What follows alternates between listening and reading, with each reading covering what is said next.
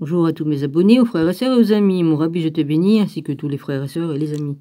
Ouais, je sais, je répète 2 fois la même chose, mais c'est pas grave. Je sais ce que je fais. Bon.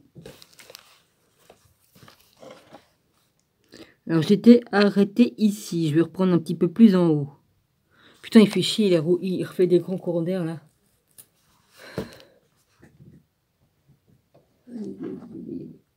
C'est chaud, ça, putain. Putain, on va voir. Les flammes, Nico, les flammes. Putain, la flamme, elle doit pouvoir enchaîner. Ouais, on voit bien, là. Attends.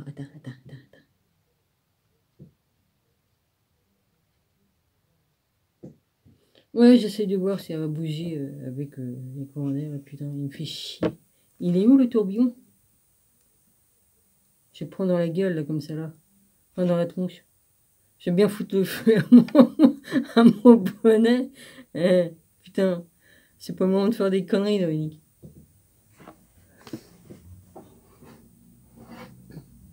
Ouais. Je l'ai stické, mon bougeoir. Et je l'ai monté autrement. Je peux le monter de 2 façons différentes, mais je l'ai pas mis dans la façon qu'il était d'origine. Je m'en fous.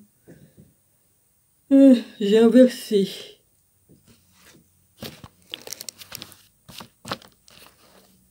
Oh, ça fait longtemps que je l'ai. Je l'ai récupéré, on me l'avait volé. Putain, Gilles, il donnait à un mec pour qu'il vende à la braderie. J'ai dit, ça va pas, non, j'ai dit, ça à moi. Puis dedans, il y avait mon moulin à café qui était, qui peut durer 150 ans parce que c'était un moteur, c'était d'époque, c'était un moteur qu'il y avait dans le moulin à café qui était costaud. Maintenant, ils font tout pour que rien ne fonctionne. Hein, c'est juste, ils mettent des puces électroniques, ils mettent des trucs électroniques dedans qui fait qu'ils sont juste faits pour durer tant de temps. Ouais. Pour qu'on achète toujours de plus en plus, hein, pour se faire de plus en plus de pognon. Ça, c'est une grande vérité. Des enculés. Oh, bah, je peux le dire, hein, des enculés. Hein. Ça fait des éons qui nous enculent. Bon. Dis donc. Oh, bah, c'est vulgaire, mais c'est aussi vulgaire que eux qui sont après nous, parce que nous sommes le peuple et nous sommes souverains. Ouais. C'est une grande vérité. Ils ont tout pris. Et eux, ils se prennent pour les rois. Ah. Et c'est pas parce que je dis qu'on est souverain. Si, on est souverain. Dieu nous a mis sur terre, nous, c'est pour avoir un terrain, une maison, et puis ce qu'il faut pour vivre correctement, quoi. Hein? Mais ça fait des éons qu'on vit dans l'esclavagisme. Et puis là, ça devient de pire en pire. Ça va devenir de pire en pire. Mais enfin bref, ça va faire un gros truc, paf. Et puis après, ben, vous verrez bien la suite. Hein. Tout ne dure qu'un temps. Ça, c'est une grande vérité aussi.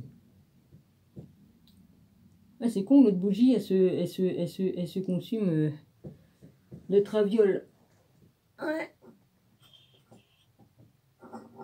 De traviole.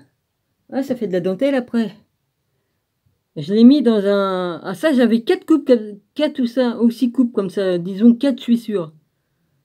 Bah, on les a piquées aussi. J'en ai récupéré qu'une seule. Qu'est-ce que je disais tout à l'heure, au fait? Je disais que Gilles, toute seule, l'avait donné à un mec. J'ai dit ça va pas, j'ai dit ça à moi. J'ai dit non mais oh, t'as pas donné ça pour qu'il vende à la machine. Mais malheureusement, j'ai récupéré mes trucs. Mais plus tard, j'ai été cambrié, on m'a volé. Donc Gilles, il avait qu'à pas laisser son garage entrouvert sur le côté de la porte du couloir. Hein. Ah bah tu penses que les autres, ils ont vu que c'était ouvert, qu'ils se sont pas gênés. Hein. Alors une nuit, j'entendais monter et descendre, et rigoler comme des cons, monter et descendre. Je dis qu'est-ce qui branle? À monter et descendre, bah forcément, ils étaient en train de charger tout ce que j'avais dans mon garage chez eux pour aller leur vendre. Bah, je pouvais pas savoir hein, que Gilles avait laissé la porte ouverte. Il est trop confiant, Gilles, vas-y. Ah bah oui, il croit que tout le monde est honnête comme lui. Ouais, paix sur toi, dors en paix. Non mais franchement. Ah. Voilà, il y a quelqu'un qui avait le double, hein, ça je suis sûr. Parce qu'il n'y a pas que la voisine, les voisines en dessous qui ont volé. Hein. Ah, ça leur suffisait pas de faire du trafic de drogue et tout ça. Putain, je me disais un jour, il va se passer des trucs, je vais me prendre une balle perdue. Ouais, enfin bref. Ils sont dégagés, puis j'étais bien contente. Entre deux, j'ai eu des gens qui étaient corrects, gentils, mais ils sont pas restés. Parce que c'était trop pourri en bas. Ils ont beau refaire l'appartement, il y a l'humidité dedans, tant qu'ils qui régleront pas les problèmes de gouttière et puis de mur qui a été mal fait, parce que voilà, bah il y aura toujours de l'humidité. Enfin bref, voilà. Hein. Là, après, je me suis aperçu que quelqu'un a ouvert le verrou, et puis alors que mon cousin m'avait redonné les clés, donc c'est pas mon cousin, m'avait redonné les clés, donc j'ai dit bon bah j'avais raison, qu'il y a bien quelqu'un qui a fait faire un double derrière le dos de Gilles. Ouais.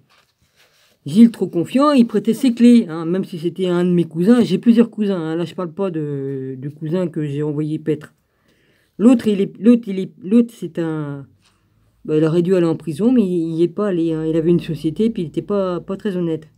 Enfin bref, c'était son problème. Hein. Mais enfin, il baisait tout le monde. Hein. Ouais. Il y avait des cadeaux, il gardait tous les cadeaux pour lui. Que ce soit les briquets ou les... Ou dans sa société, il pouvait donner des bottes. Oui, parce qu'il travaillait dans les autres pour les plombiers, là, des chaussures de sécurité, des bottes, des gants. Il donnait pas tout ça, il gardait tout ça pour lui. Même les briquets, il dormait dans sa chambre, il y avait tous les briquets qui étaient planqués sous son lit. Non, mais un de ces jours, il aurait pu avoir un incendie, et ça y aurait fait drôle avec les briquets pleins de gaz. Lol. Enfin bref, je soupçonne d'avoir pas mal machiné. Je dis non, c'est pas possible. C'est moi qui ai les doubles de clés, j'ai les clés de Gilles et les miennes, et j'ai dit, puis on a ouvert le verrou. J'ai dit, c'est pas normal. Ils ont essayé d'ouvrir, hein, ils n'ont pas réussi.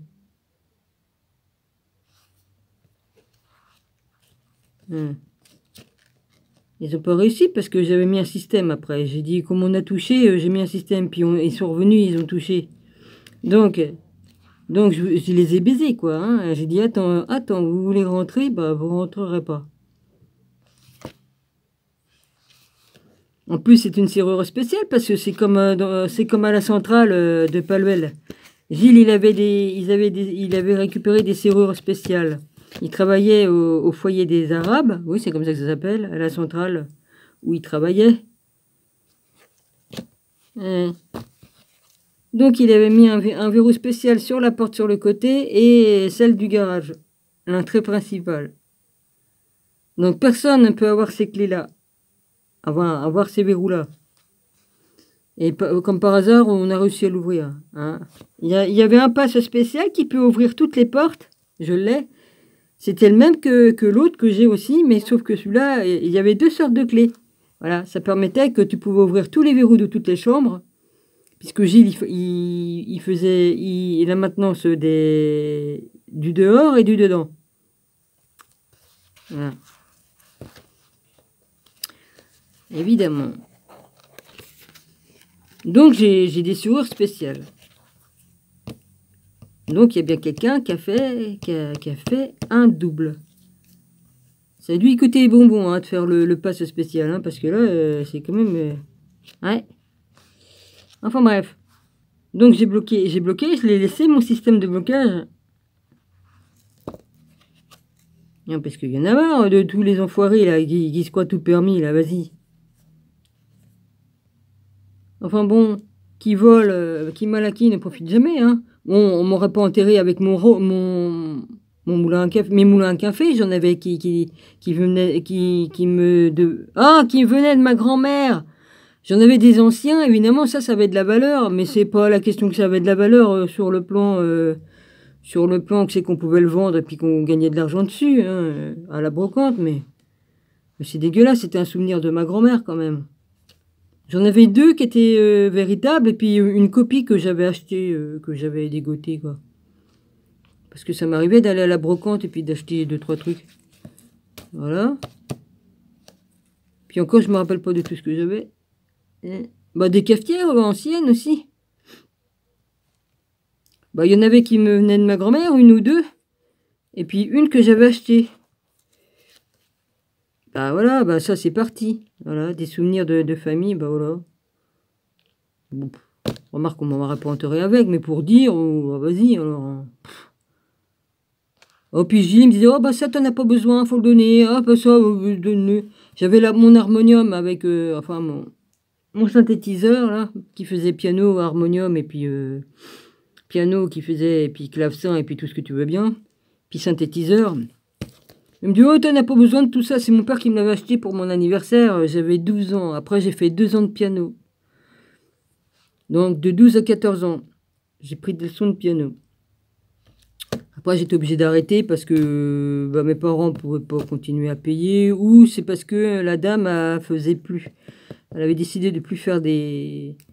Je crois que la dame avait plutôt des problèmes de santé, donc parce qu'elle était aveugle, mais ça ne l'empêchait pas de faire du piano. Hein. Voilà.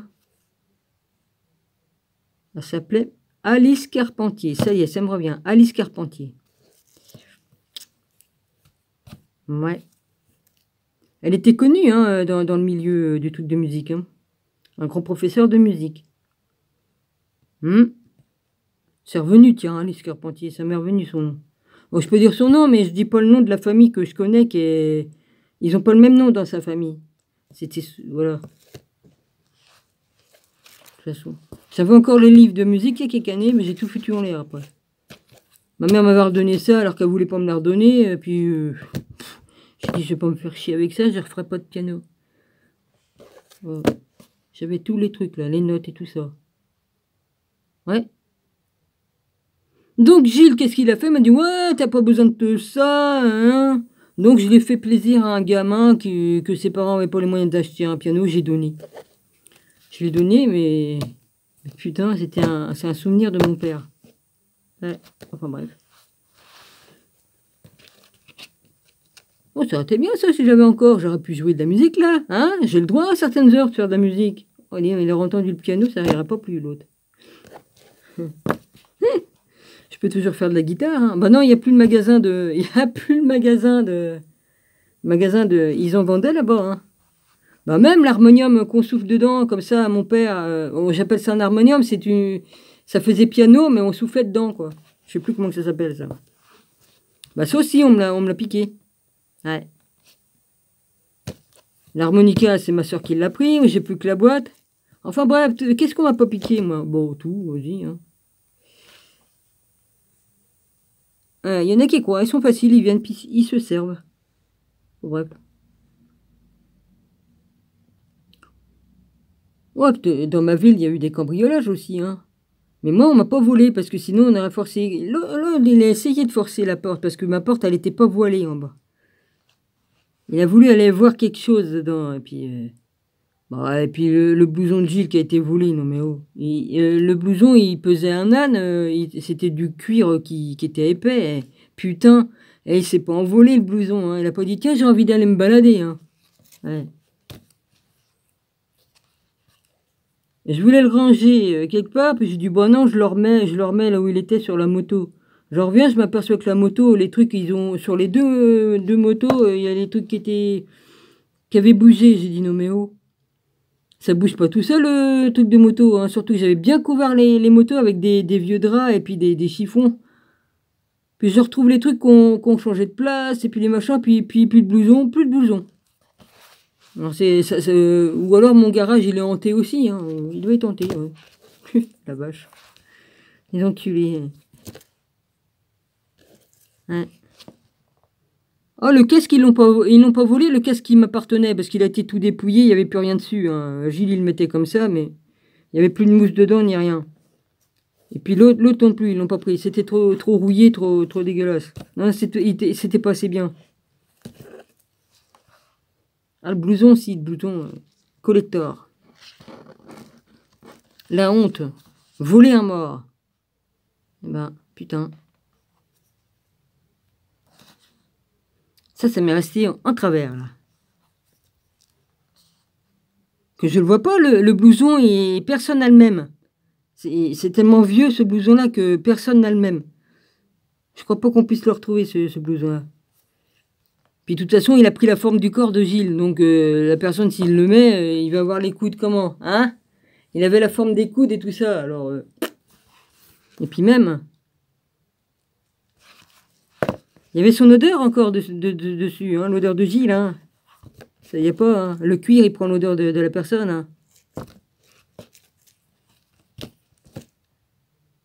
Ouais, parce qu'un blouson, ça se lave pas. Hein. Tu Tu peux le nourrir avec de la crème, tout ça, mais il faisait pas, je n'en avais rien à foutre. Hein. Son blouson, il le gardait comme ça. Ouais, putain, les souvenirs qui m'ont volé. Vous me direz, si je vais dans le cercueil, j'en porte rien. Hein. Je repars aussi à poil, autant à poil comme je suis revenu, hein, comme je suis venu. Ouais.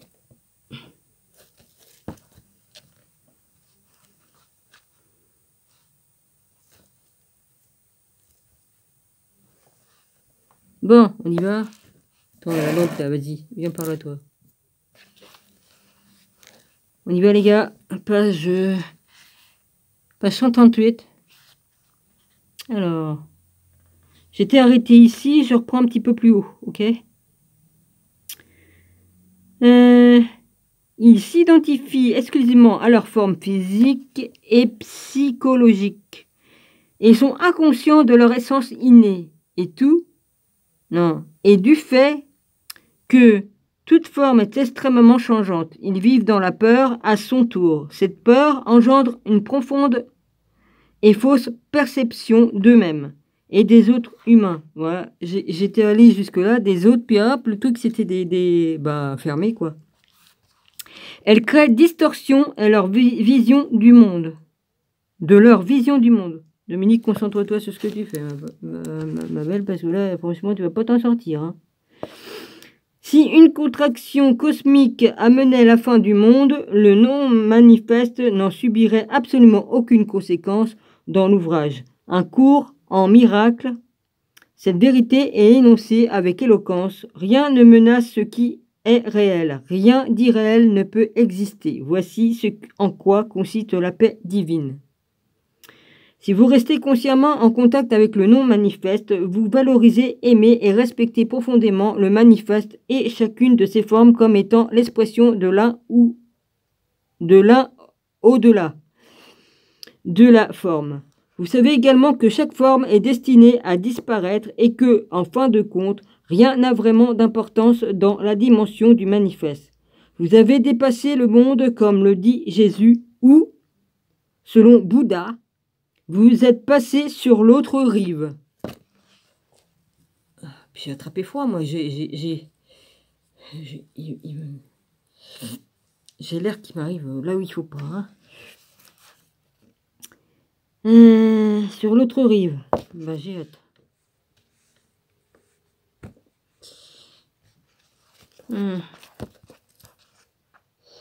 La véritable nature du vide et du temps. Réfléchissez maintenant à ce que je vais vous dire. S'il n'y avait rien d'autre que le silence, celui-ci n'existerait pas pour vous et vous ne sauriez pas ce que c'est. C'est seulement à l'avènement d'un son que le silence en vient à être. De façon similaire, s'il y avait seulement l'espace et aucun objet dedans, celui-ci n'existerait pas non plus. Pour vous imaginer, vous tel... Excusez-moi, j'ai mon ventre qui fait un petit peu de bruit, c'est pas grave. Celui-ci n'existerait pas non plus. Pour vous, imaginez-vous tel un point de conscience flottant dans l'immensité de... Attends, j'ai les papiers dessus, moi, vas-y. Ah oui, dans mon autre vidéo, j'ai oublié de vous marquer ça. Je voulais vous marquer ça parce que je me suis trompé en lisant. Dans l'autre vidéo, à 61 minutes 39 secondes... Non, ça n'a rien à voir. C'était le temps que la machine... Attends, qu'est-ce que j'ai marqué? Moi, j'ai écrit comme un cochon. Page 138. Voilà. Ils ont perdu leur équilibre. Leur équilibre. Alors que c'était pas ça. Attends. Causité. Putain, j'écris mal. J'écris mal avec ma main qui est pétée. Il n'y a rien à faire avec mes rhumatismes. Je peux pas. Putain, je sais même plus ce que j'ai écrit. Coété, cocité, colité. Oh putain, Dominique, t'as mal écrit. Avant, j'écrivais mieux que ça, mais je peux plus écrire comme il faut.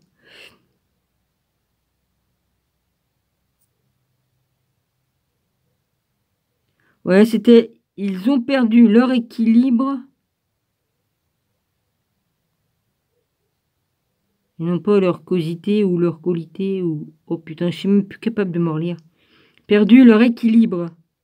Et non qualité. Ah ouais, je l'ai remarqué en bas, là, vas-y. Oui, qualité, c'est ça. Je sais même plus. J'ai écrit comme un cochon, là, on dirait un E alors que c'est un L. Là, je l'écris mieux. Oui, je faisais pas gaffe, là. Voilà. Ils ont perdu leur équilibre et non qualité. J'avais dit qualité, moi. Voilà. Bah, sous la vidéo, je le marquerai parce que j'ai préparé le papier pour le faire, puis du coup, bah, je ne l'ai pas fait. Ouais, je me suis aperçu de ça parce que je réécoute mot pour mot et puis s'il y a un défaut, je le dis. Oh punaise.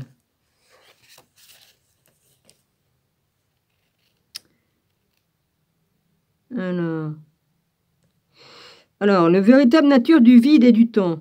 Réfléchissez maintenant à ce que je vais vous dire. S'il n'y avait rien d'autre que le silence, celui-ci n'existerait pas pour vous et vous ne sauriez pas que c'est ce que c'est. C'est seulement à l'avènement d'un son que le silence en vient à être de façon similaire. S'il y avait seulement l'espace et aucun objet dedans, celui-ci n'existerait pas non plus pour vous imaginer, vous tel un point de conscience flottant dans l'immensité. Ouais, je sais. J'ai lu. De l'espace, dépourvu d'étoiles et de galaxies, juste le vide tout d'un coup. L'espace ne serait plus vaste, il ne serait plus vaste, il ne serait tout simplement pas. Il n'y aurait ni vitesse ni mouvement d'un point à un autre.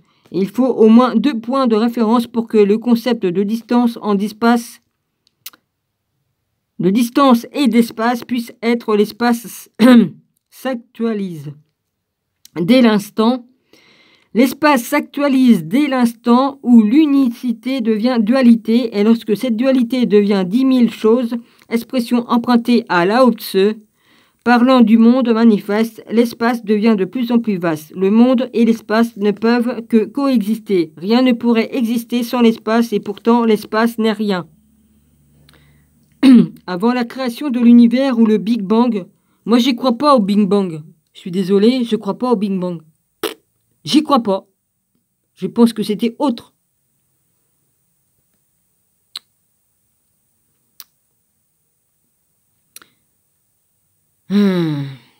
Par sa pensée, Dieu, par son esprit de créativité, Dieu, par son esprit, créa le ciel, la terre, enfin tout. Alors, au moment que c'est que Dieu a pensé à un truc, paf, ça s'est créé. Bon.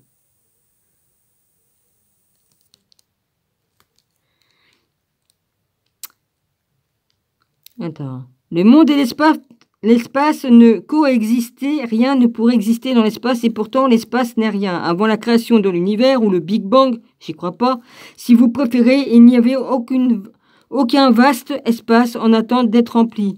Il n'y avait pas d'espace. Bah vous y étiez. Il n'y avait rien. Ah, s'il n'y avait rien, comment que ça se fait qu'il y avait Dieu alors? Hein? Réfléchissez. Avant qu'il n'y avait rien, il n'y avait rien alors. Dieu, il est apparu comme ça, comme par enchantement. Il y avait bien quelque chose pour que Dieu soit là, pour créer toute chose. Hein?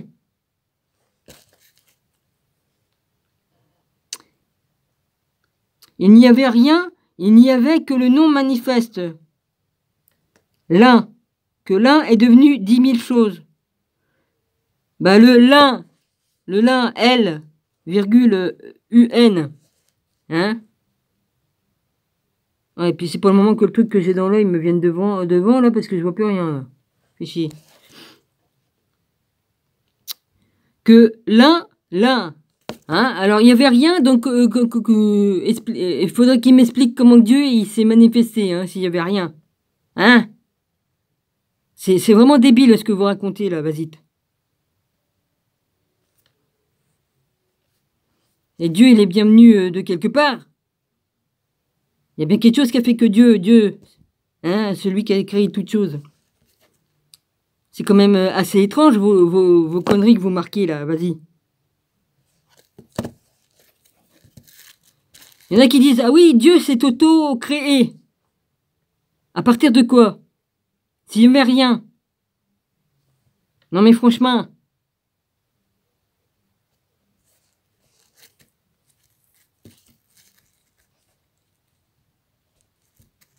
Si on n'existe pas, alors comment qu'on peut s'auto-créer?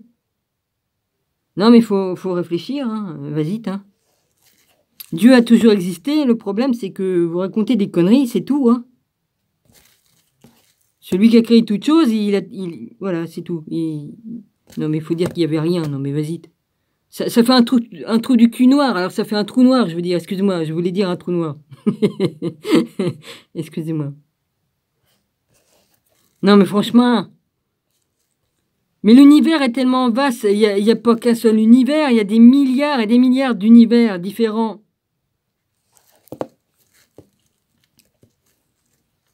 L'un est devenu 10 000 choses. L'espace a soudain semblé faire son apparition et permettre à la multiplicité d'exister. D'où est-il venu? Question. Dieu l'a-t-il créé pour y loger l'univers? Bien sûr que non, étant donné que l'espace n'est rien. Il n'a jamais été créé. Par une belle nuit claire, sortez, observez le ciel. Les milliers d'étoiles que vous pouvez voir à l'œil nu ne représentent qu'une fraction infinitésimale de ce qui est là. Grâce à de très puissants télescopes, on peut déjà repérer 1 milliard de galaxies, chacune d'entre elles désignant un univers insulaire contenant des milliards d'étoiles, et plus impressionnant encore, c'est l'infini de l'espace lui-même.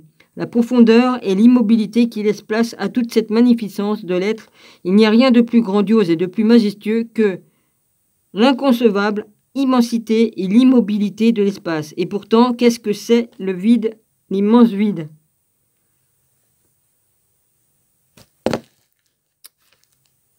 Il y en a qui vont me dire que c'est la Terre qui tourne. C'est le ciel qui tourne. Comme on regarde à l'accéléré le ciel, on voit bien que c'est le ciel qui tourne, que c'est pas la Terre. C'est marrant ça quand même. Dans la Bible, ils disent bien que la Terre est posée sur 4 piliers. Enfin, bref. De toute façon, elle n'est pas du tout telle qu'il la montre. Hein. Ils ont bien menti, non? Putain, comme je pense que je me suis retrouvé au-dessus de la Terre, moi. La vache. Bon. Alors, ce qui nous prend la forme de l'espace dans l'univers, ainsi que nous le percevons dans notre esprit et par nos sens, est le nom manifeste qui s'extériorise, c'est le corps de Dieu. Et le plus grand miracle de tout cela, c'est que l'immobilité et l'immensité qui permettent à l'univers d'être ne se trouvent pas uniquement dans l'espace, mais également en vous. On a exactement la même chose dans nous. Quand vous êtes complètement et totalement présent, vous retrouvez cette immobilité et cette immensité dans l'espace intérieur paisible qu'est le vide mental.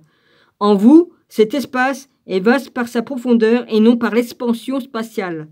En fin de compte, la profondeur infinie, cet attribut de l'unique réalité transcendantale, est faussement prise pour l'expansion spatiale.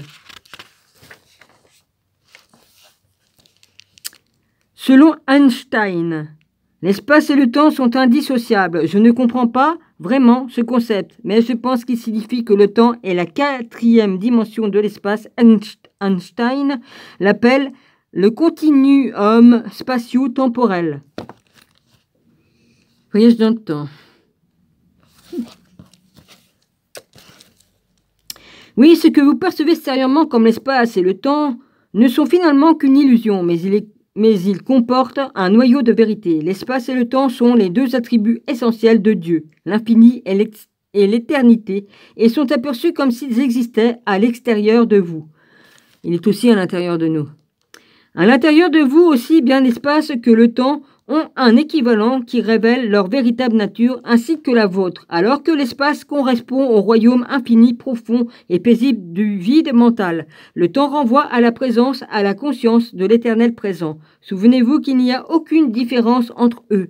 Lorsque l'espace et le temps sont intérieurement actualisés comme le nom manifeste, c'est-à-dire le vide mental et la présence, ils continuent d'être pour vous, mais deviennent beaucoup moins importants. Le monde existe toujours pour vous, mais il ne vous contraint plus. Par conséquent, l'ultime finalité du monde n'est pas dans le monde lui-même, mais dans sa transcendance, tout comme vous ne pourriez être conscient de l'espace s'il n'était pas occupé par des objets. Le non-manifeste a besoin du monde pour se réaliser. Vous avez peut-être déjà entendu le dicton bouddhiste suivant. S'il n'y avait pas l'illusion, il n'y aurait pas l'illumination. C'est dans le monde et finalement par vous que le non manifeste se fait connaître. Vous êtes ici pour permettre à la mission divine de l'univers de se déployer. Voilà à quel point vous êtes important. Chaque être humain est important. Enfin, toute vie. Moi, je dis tout est important. Tout. C'est pourquoi qu'il faut respecter chaque vie. Bon, je sais, j'ai bousillé des mouches, mais bon, putain, j'en pouvais plus, moi. Excuse-moi, papa. Hein, mais... Il y a des fois, il y a des réactions dans nos vies qui sont pas naturelles. Et là, c'était pas naturel c'était pas naturel. À l'époque où c'est qu'on est, qu'il y ait autant de machins. Non, mais j'ai vu des drôles de mouches. Et s'il fallait que je vous les décrive, vous me diriez, mais c'est pas possible, ça n'existe pas des mouches comme ça. Et franchement, des mouches avec des yeux rouges, non mais j'ai jamais vu ça. Puis avec des trucs, et franchement, toute ma vie, j'ai fait que de regarder les insectes, les mouches, les abeilles, les guêpes, enfin tout ce qui vit. À la loupe. Et ben putain, j'ai jamais vu des mouches comme ça. Jamais au grand jamais. J'ai dit non, mais c'est pas possible. C'est bizarre cette mouche-là. Bah, ils arrivent à faire des drones tellement minuscules. Alors je me dis, putain, peut-être qu'ils nous mettent des faux insectes et qu'ils viennent pour nous surveiller, j'en sais rien. De toute façon, on est en pleine science-fiction hein, avec tout ce qu'ils font. Hein. Faut pas croire, ils sont plus avancés qu'on croit dans leur truc. Hein. Faut pas croire. Là, il y a pas mal de drones qui passent. Hein. J'ai vu des drones qui passaient là. On en a un, hein, de toute façon. J'ai vu une photo de la ville avec un drone au-dessus de la ville. Alors, il était beige. Soi-disant pour surveiller je sais pas quoi, mais bon, hein. Ouais. Alors, la mort consciente. Alors, la mort consciente, qu'est-ce que ça veut dire, les gars? Ça veut dire quoi? Que, t'es conscient de la mort ou c'est la mort qui est con... Oui, enfin bref. T'as qu'à lire, Dominique, tu sauras après. La mort consciente. À part le sommeil profond sans rêve dont j'ai déjà parlé, il existe une autre porte d'accès non volontaire. Celle-ci s'ouvre brièvement au moment de la mort physique. Même si vous avez raté toutes les autres occasions de réaliser spirituel... Non, tu vas trop vite, vas-y, reprends. Les autres occasions de réalisation spirituelle au cours de votre vie, une dernière porte s'ouvrira pour vous immédiatement après la mort du corps. Un nombre incalculable de gens ont rapporté avoir vu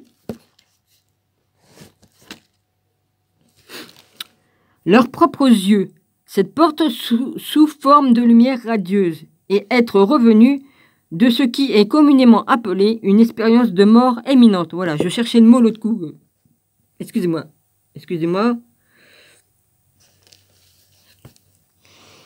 Un grand nombre de personnes ont mentionné avoir alors ressenti une sérénité béate. Oh bah moi des fois j'étais empreint de sérénité, des fois je l'ai la béatitude de sérénité. Comme je médite très profondément, ou même ça me prend comme ça, je sens un amour indéfini, un grand amour qui vient en moi, là je sens l'amour que Dieu a pour moi, enfin bref. Putain, mais je peux vous dire que c'est fort. Hein. Et alors, ressenti une sérénité béate et une paix profonde, oui. Dans le livre tibétain des morts, ce phénomène est écrit comme la lumière splendeur de la lumière incolore. Cette splendeur étant votre véritable moi, ainsi que le dit le livre. Ce portail au nom manifeste ne s'ouvre que très brièvement et à moins d'avoir déjà connu la dimension du non manifeste au cours de votre vie, il est fort probable que vous passerez à côté. La plupart des gens ont accumulé en eux trop de résistance, trop de peur, trop d'attachement aux expériences sensorielles et trop d'identification au monde manifeste. Alors, quand ils sont sur le seuil du non-manifeste, ils s'en détournent par peur et perdent ensuite conscience. Ce qui se produit par après est en grande partie involontaire et automatique. En fin de compte, il y aura un autre cycle de naissance et de mort. La présence n'était pas encore assez forte chez ces gens pour qu'ils entrent consciemment dans l'immortalité. Passer ce seuil ne se traduit donc pas par l'annihilation.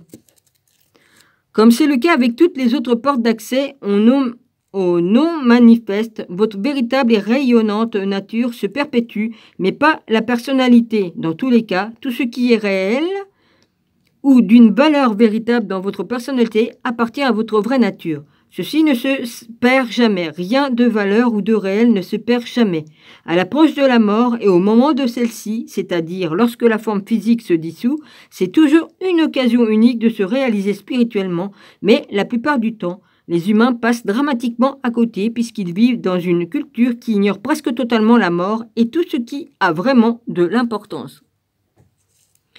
Chacune de ces portes donne accès à la mort. Celle du faux moi, quand vous passez le seuil de l'une d'elles, vous arrêtez de fonder votre identité sur votre forme psychologique, créée par le mental. Vous prenez alors conscience que la mort est une illusion. C'est une grande vérité. Tout comme votre identification à la forme en était une. La fin de l'illusion, c'est tout ce...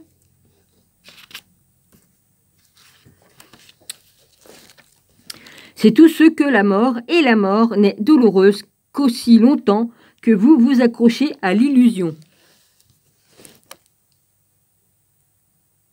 Ouais. C'est quoi ça? Les relations éclairées. Entrez le moment présent. Non, c'est pas ça. Dominique était bourré. J'ai mangé du raisin, d'accord, mais ça saoule pas le raisin, les gars. Si j'avais su, j'en aurais pas acheté, parce qu'il est pas si bon qu'au marché. Mais bon, moi, j'ai bien été obligé d'acheter à bouffer au magasin. Ça me plaît pas. Je préfère le marché, c'est bien plus meilleur. Mais ils étaient pas là. Bon, bah, ils étaient pas là, hein. Ça arrive, hein. Les gens, ils peuvent avoir des choses à faire, ou ils sont peut-être partis en vacances, on sait pas, hein. Il y en a qui peuvent encore partir en vacances, même sans avoir le truc, et puis le... Hein, bah oui. Ah bah maintenant, il faut savoir décoder ce que je dis, hein. Ça c'est sûr. Bon. J'ai toujours pensé que la véritable illumination n'était possible que grâce à l'amour qui existe dans une relation entre un homme et une femme. N'est-ce pas ce qui nous fait retrouver notre complétude? Comment pouvons-nous nous épanouir dans notre vie avant que cela n'arrive? Est-ce vrai dans votre cas? Est-ce que cela vous est arrivé? Bah déjà, ça te regarde pas, hein. Je te demande pas si ta grand-mère fait du vélo, mon gars. Bon, bah alors. Oui, bah je plaisante, faut bien que je raconte un peu de conneries entre deux. Ouais. Pas encore. Mais comment pourrait-il en être autrement? Je sais que cela surviendra. Autrement dit, vous attendez qu'un événement d'ordre temporel vienne vous sauver, n'est-ce pas? Cela l'erreur fondamentale dont nous venons de parler. Le salut ne se trouve pas ailleurs, ni dans un lieu, ni dans le temps. Il est ici et maintenant, dans le moment présent.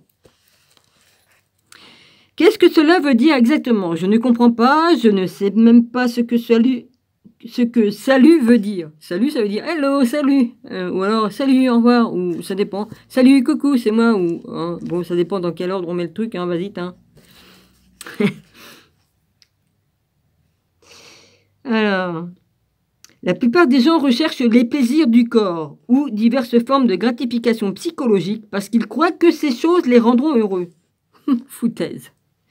Ou les libéreront de leurs sentiments de peur ou de manque. Ils perçoivent donc le bonheur comme une sensation accrue de vitalité engendrée par le plaisir du corps ou bien comme une sensation plus totale ou plus forte de leur moi procuré.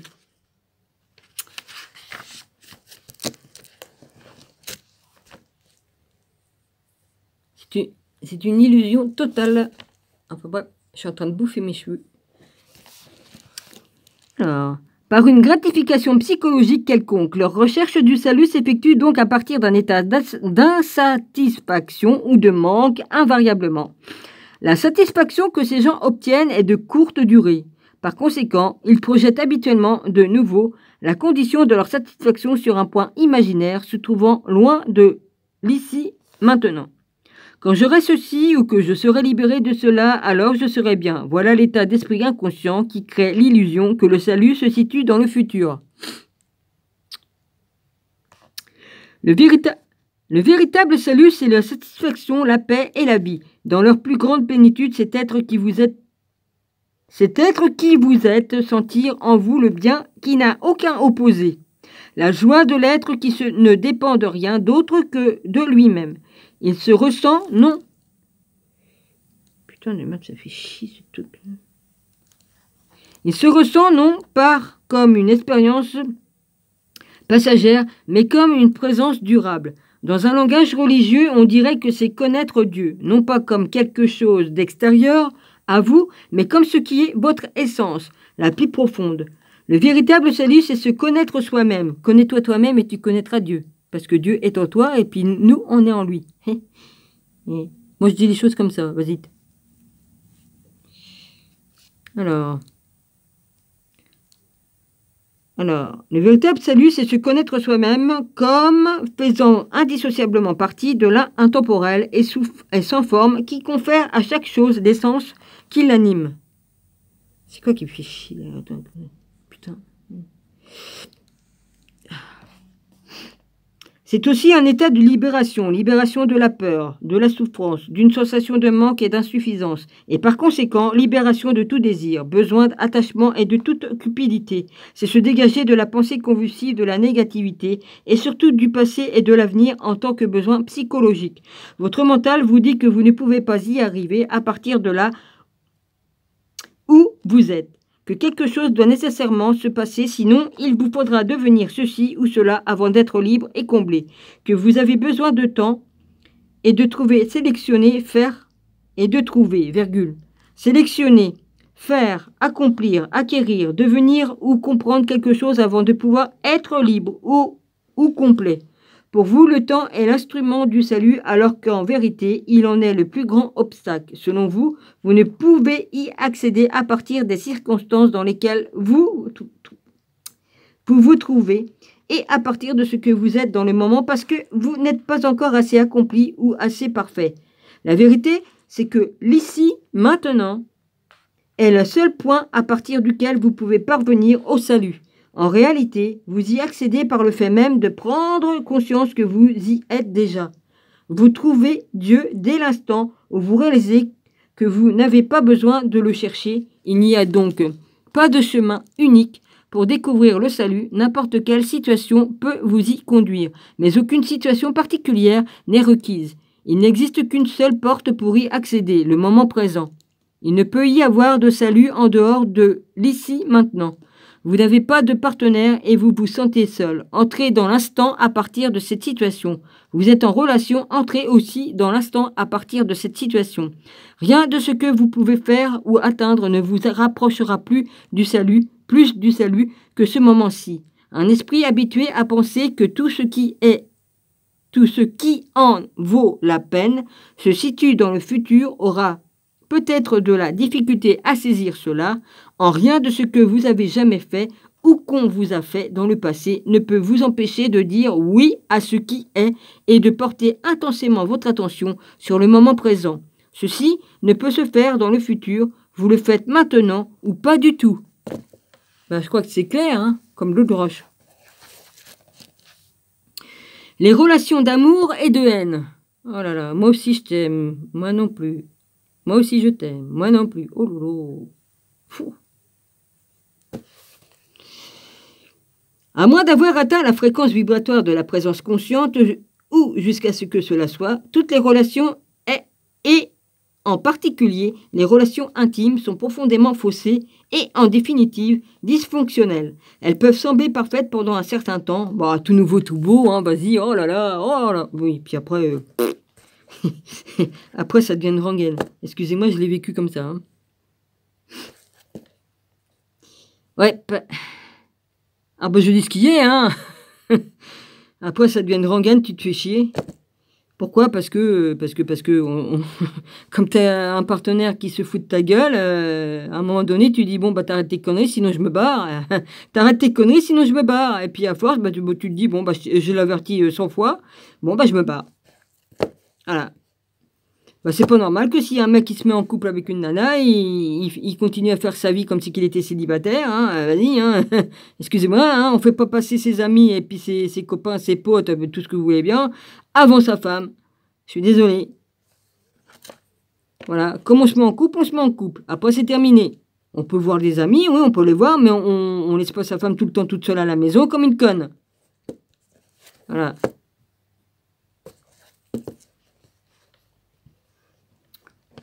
Donc, à un moment donné, bah, Dominique, elle s'est barrée. 4 ans, je me suis barré 4 ans. Je suis revenu après. Bon, j'ai dit, bon, bah, il a peut-être compris la leçon. Sinon, les sentiments, on les avait toujours, hein, chacun de nous. On continuait quand même On avait toujours les mêmes sentiments l'un pour l'autre. Mais bon, il s'est refoutu de ma gueule après, quand même, un peu. Oui. Mais bon, personne n'est parfait, hein. Alors, elles peuvent sembler parfaites pendant un certain temps, par exemple, quand vous êtes amoureux, mais cette apparence perfection en vient invariablement à s'effriter quand les disputes, les conflits, l'insatisfaction et la violence émotionnelle ou même physique se produisent à un rythme de plus en plus fréquent. Ah bah ça, il m'a fait péter des câbles. Hein. Il m'a fait péter des câbles. Et puis je vous jure que pour me mettre hors de moi, il faut en faire une bonne. Hein. Ouais. Bon, une fois, je lui ai mis un coup de pied dans les couilles. Ça, j'ai jamais recommencé, hein, parce qu'il m'aurait tué. Si j'avais recommencé, je crois qu'il m'aurait tué. Surtout qu'avec les paluches qu'il avait, il me mettait une claque, il me décollait la tête de sur les épaules. Hein. Je suis pas méchante, mais bon, il y a un moment donné où c'est que, vas-y, hein. Comme on dépasse les bornes, on dépasse les bornes. Je suis 1m58, lui, il faisait 1m95, hein. 85, normalement. Bah, vu qu'il avait une scoliose, normalement, et il était tordu. Donc, évidemment, on est pauvre. Bah, à l'époque où c'est qu'il a eu son problème de dos, à l'époque, il mettait des corsets. Il n'a pas voulu porter de corset. Il n'en a pas voulu. Il a peut-être eu tort, mais bon, c'est sûr qu'à l'époque, à son époque, porter des corsets, c'est pas pareil que maintenant. C'était des corsets autrement, hein, pour redresser le dos.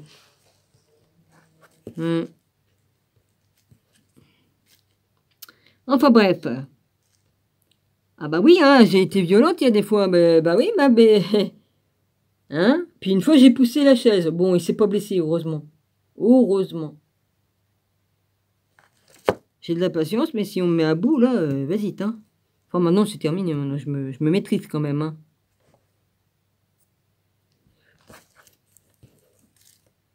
Et comme je gueule, je le fais en conscience. Hein, je le fais pas parce que je suis énervé, d'accord, mais c'est pour exprimer ma colère. Hein, je sais ce que je fais. Je le fais tout en conscience. Je le fais pas. La nana qui pète un câble comme Non, non, non, non, non. Je sais ce que je fais. Je sais parfaitement ce que je fais. Alors.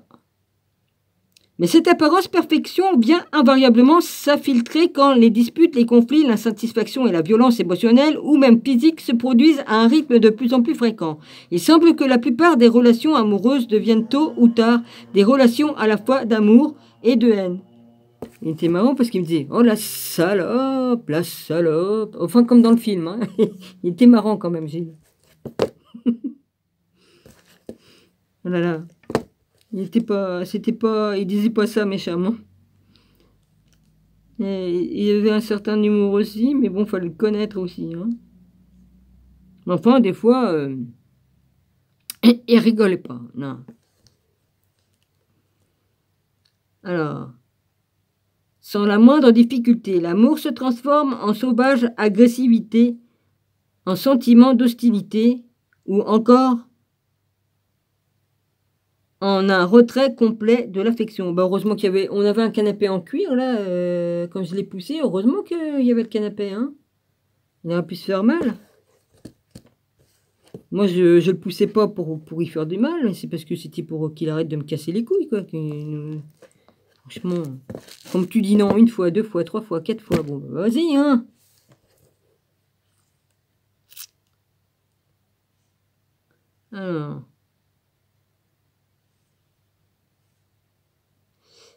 Alors, ou encore en retrait complet de l'infection l'un envers l'autre. De l'affection, andouille, pas l'infection. Je l'ai dit bien ou pas bien? Je ne sais même plus. De l'affection l'un envers l'autre. J'ai cru, comme je l'ai dit mal, alors j'entendais un autre mot. Mais enfin bref. Vas-y Dominique, moque-toi de toi-même. On considère ceci comme normal. La relation oscille alors pendant quelques temps et quelques mois ou quelques années entre les polarités de l'amour et de la haine et que vous procure autant de souffrance que de plaisir. Tu parles. Il n'est pas rare que... C'est pas de la haine quand on se met en colère après quelqu'un, c'est qu'on a une bonne raison. Hein. Moi, je me mettais pas en colère pour rien. Hein. Comme on fait le con, c'est normal que je remette la personne à sa place. Hein. Bon, ben voilà. Hein. Alors, couple restant accroché à ce cycle de polarité, car ce climat de mélodrame les fait se sentir vivants. Quand l'équilibre entre les polarités positives et négatives se rompt et que les cycles négatifs de destructifs et destructifs se produisent à une plus grande fréquence et plus intensément, ce qui semble survenir tôt ou tard. Il faut peu de temps avant que la relation ne vole finalement en éclats.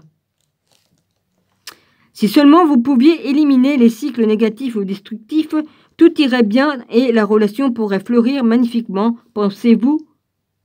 Et là, ceci est impossible. Les polarités sont mutuellement interdépendantes.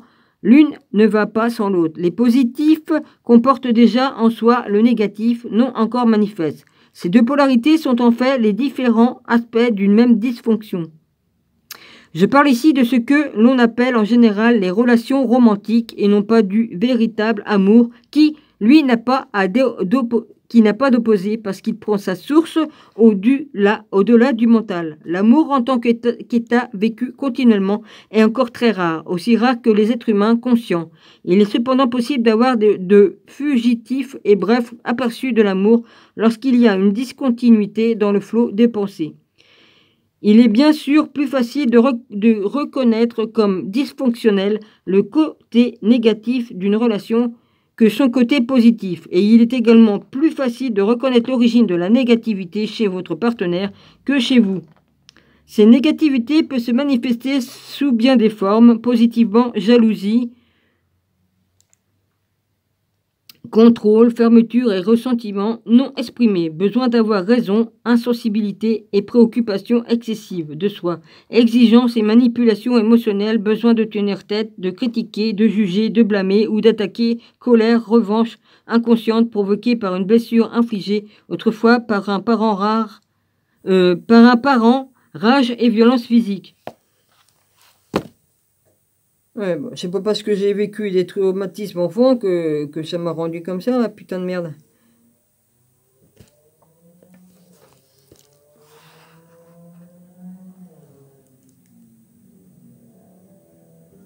Ça va avec ta mob? T'as raison de t'éclater parce qu'un jour on n'a même plus le droit de rouler. Enfin bref, profite. Alors, le côté positif, c'est que vous êtes amoureux de votre partenaire au début. Cet état est profondément satisfaisant car vous vous sentez intensément vivant. Votre existence vient soudainement de prendre toute cette signification parce que quelqu'un a besoin de vous. Vous veut... Merde, j'ai sauté une ligne, moi. Attends, on sait que c'est. Que quelqu'un a besoin de vous.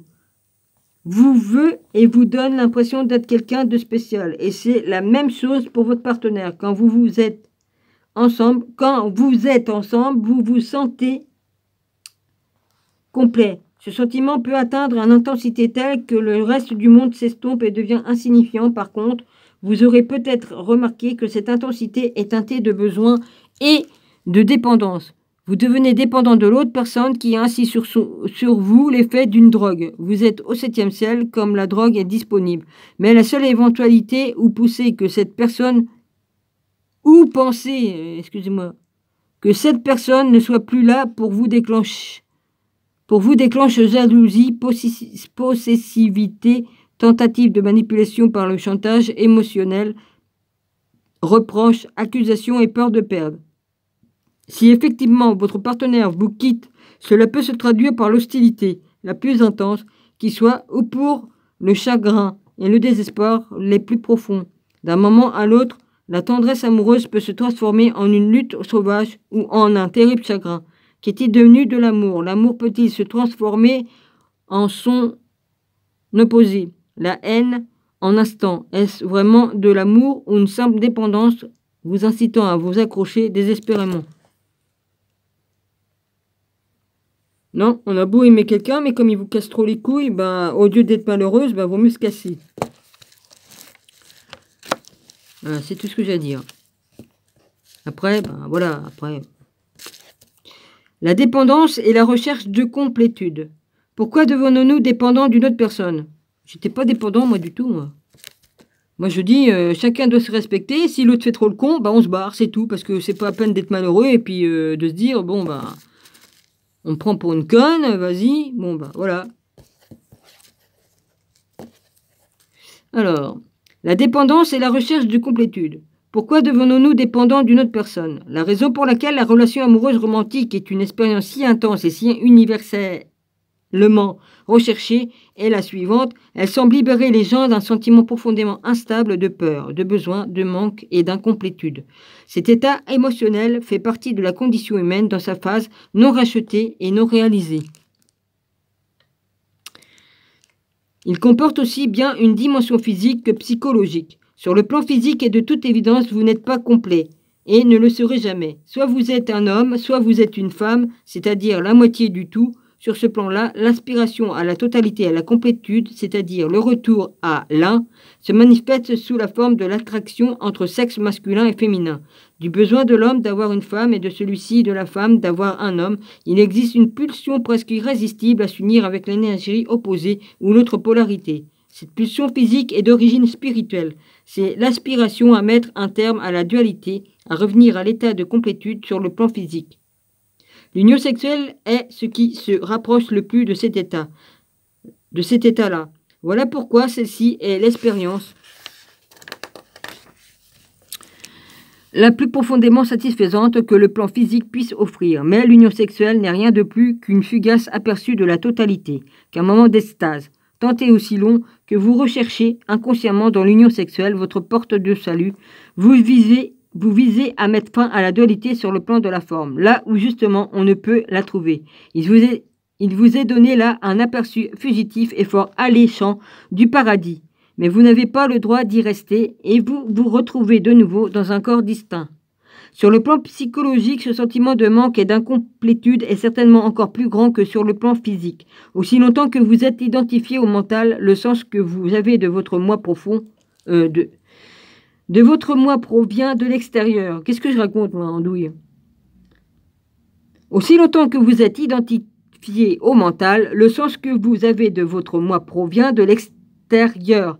En d'autres termes, vous vous appropriez l'essence de ce que vous êtes, le sens de ce que vous êtes, par le biais de choses qui, en fin de compte, n'ont rien à voir avec ce que vous êtes. Votre rôle social, vos possessions, vos apparences physiques, vos réussites et vos échecs, vos systèmes de croyances, etc. Ce faux moi créé par le mental, par l'ego, se sent vulnérable, peut assurer et cherche dans son arrêt de la nouvelle chose et cherche sans arrêt de nouvelles choses auxquelles s'identifier afin de donner au mental l'impression d'exister, mais jamais rien ne suffit à lui procurer une satisfaction durable. Sa peur perdure et son impression de manque et de besoin reste. Puis cette relation si spéciale se présente. Elle semble être la réponse à tous les problèmes de l'ego et combler tous ses besoins. Du moins, c'est ainsi que les choses paraissent au début. Toutes les autres choses qui venaient vous procurer le sens que vous aviez de votre moi auparavant deviennent dorénavant relativement insignifiantes. Un seul objet d'intention remplace alors tout le reste, donne un sens à votre vie et vous permet de définir votre identité, la personne dont vous êtes amoureux. Vous n'êtes plus de ce fragment. Oh merde. Vous n'êtes plus ce fragment isolé dans un univers hostile. C'est du moins l'impression que vous avez. Votre monde a maintenant un centre, la personne aimée, le fait que ce centre soit à l'extérieur de vous et que par conséquent vous définissiez encore votre identité en fonction de quelque chose d'extérieur. À vous semble tout d'abord ne pas avoir d'importance. Ce qui compte, c'est que les sentiments sous-jacents d'incomplétude, de peur, de manque et d'insatisfaction, si caractéristiques de l'ego, soient disparus. Le sont-ils vraiment? Se sont-ils dissipés ou existent-ils encore sous la surface de ce prétendu bonheur?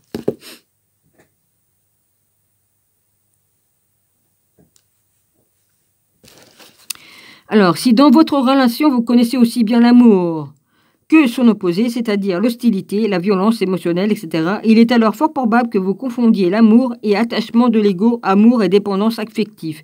Il est impossible que vous aimiez votre partenaire à un moment et l'agresser l'instant d'après. L'amour vrai n'a pas d'ennemi. Si votre amour en a un, c'est que ce n'est pas de l'amour, mais plutôt un grand besoin de l'ego de se sentir plus complètement et plus profondément soi. Et ce besoin est temporairement comblé par l'autre. Pour l'ego, il s'agit d'un succédané de salut, et pendant un certain temps, cela donne presque effectivement l'impression qu'il s'agit de cela. Mais vient un moment où votre partenaire adopte des comportements qui ne réussissent pas à combler votre besoin, ou du moins ceux de votre ego. Les sentiments de peur, de souffrance et de manque qui font intrinsèquement partie de l'ego, mais qui étaient passés à l'arrière-plan grâce à la relation amoureuse, font de nouveau surface comme avec toutes les autres dépendances.